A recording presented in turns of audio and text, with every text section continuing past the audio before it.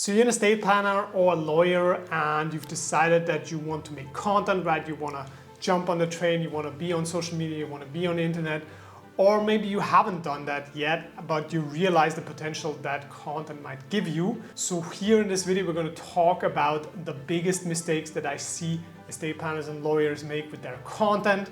Right? I walk through a lot of social media pages, I look at a ton of people on their content and I analyze it, and obviously we have produced over 80 million views in the estate planning space, so I know a little bit what I'm talking about. My name is Christopher Olivier. I run a digital media agency and consulting service for estate planners where we help them grow with content, grow with advertising, and overall grow their estate planning business to preferably multi-seven figures. So what are the biggest mistakes that I see estate planners make with their content? And that's for lawyers as well in general, but especially for estate planners. The number one issue I see is it's super boring, it's super technical, right? There is a place for technical content, right? But you have to differentiate between where your customers are at when they reach you and what you're posting, right? So what we call in marketing, we have like top of funnel, middle of funnel, bottom of funnel.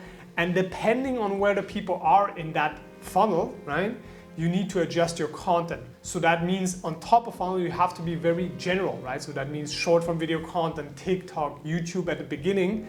You have to be super general. You have to explain to people what even is an estate plan, right? Because like a lot of people, 99.9% probably don't know what an estate plan absolutely is. Like the basics, what are the documents?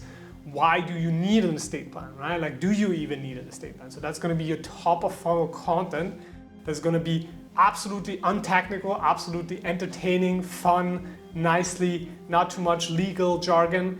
But then once you go down the funnel, yes, you can get a little bit more technical, but be aware, don't overwhelm the people with technicalities, right? That's true for all of us experts. Everybody who knows something has the tendency to talk too much about details and talk too much about technical stuff.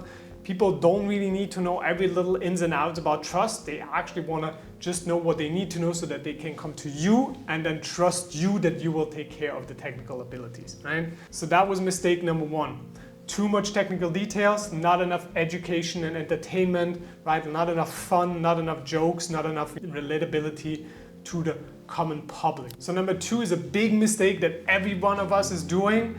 It is focusing on yourself and what you do and not on the customer, right? They don't care about you. They don't care about all the things that you know, that you have in your brain. They want to know what's relevant to them, right? So you have to make the content, take the content and make it relevant to them. Talk about their house, their situation, their car, their pet, their family, right?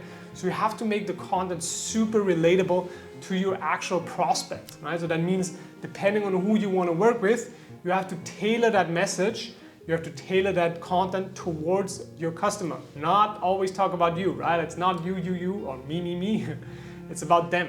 So that is one big mistake that every one of us is guilty of, right? Like talking too much about ourselves, talking about too much about what we know, instead of really focusing, hey, what does my prospect actually need? And the best way to make that content is to listen to what people are telling you on your sales calls, in your emails, the question that they are asking, the situations that they are describing.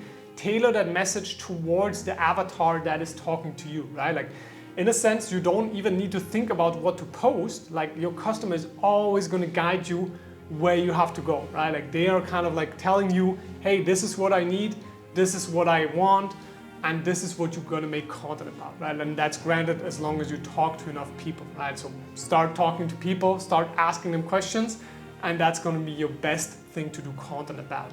And you can also do surveys, right? You can also send out emails asking people questions like what are you struggling with?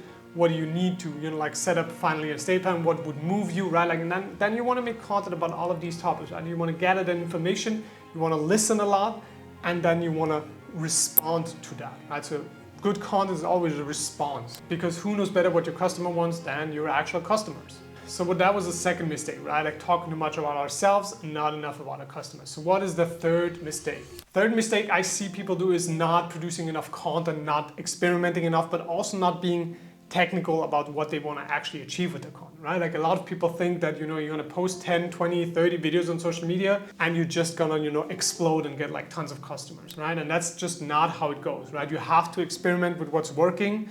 You have to try things, you have to try different things, you just have to spend, I do think an hour a week making content, right? And that's probably going to be for the rest of your business life.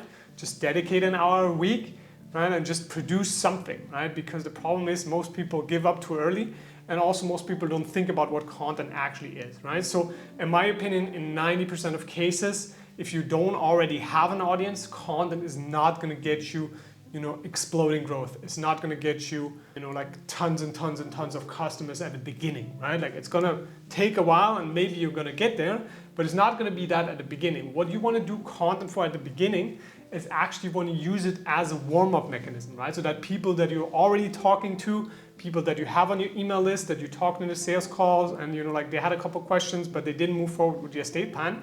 Take those 5 people, take those 10 people, and make a video for them. Because if 3 of those 10 people, if you solve their problem with a video and they're going to buy an estate plan, that's going to be a massive ROI, right?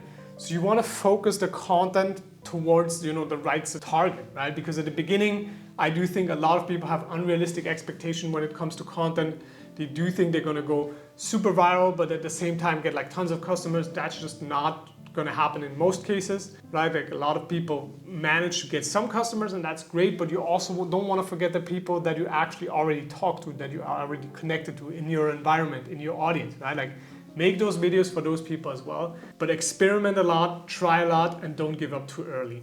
And that leads me to my last mistake. The last mistake is really not producing any content at all, right? Like if you're not producing content in 2024 and beyond, I do think you're going to go into irrelevance, right? Like it might work, still work, right now, but I mean those algorithms, they are just kind of like optimizing for winner takes all, right? So that means if you are, the estate planning attorney in New York right now, and then somebody else comes in and he's just dominating social media, he's dominating advertising, he's dominating YouTube, right? Like it's a very, very high chance you might get replaced. I think the statistic is that of the original Dow Jones companies, like only 1 is still around, right? So it goes really fast, right? Like things can happen really fast, and with AI, it's just gonna get more exponential, right? So I do think in 2024 and beyond, you're gonna have to produce some type of content. And once you get in the groove of this, it's gonna be so easy, right? You're just gonna whip out your camera, you're gonna take 30 minutes, an hour a week, right? And you're just gonna have a couple pieces of content that go out there. Once you get good at this, you can make quality content rather fast, and you don't have to, like really take a long time of production. Of course, having an editor, having a team that helps you with that helps. This is the service that we provide for our clients, but this doesn't say that you can't do it without it, right? Like you have to start trying, and you have to start producing, right? Like I don't think you can survive long-term without building a branding, without having those content pieces up there. And maybe I'm going to prove it wrong, but that is what I strongly believe. So start producing content, start producing today, even if it's just like low production quality and just you talking to a camera. That doesn't really matter. It's just about you putting yourself out there and actually educating and actually putting value out there into the marketplace. So if you want to know a little bit more on how to produce content as a lawyer and an estate planner, I've made multiple videos about that. You can check them out. And if you need help with that specifically, you can always reach out to us, and otherwise we'll see each other in the next video.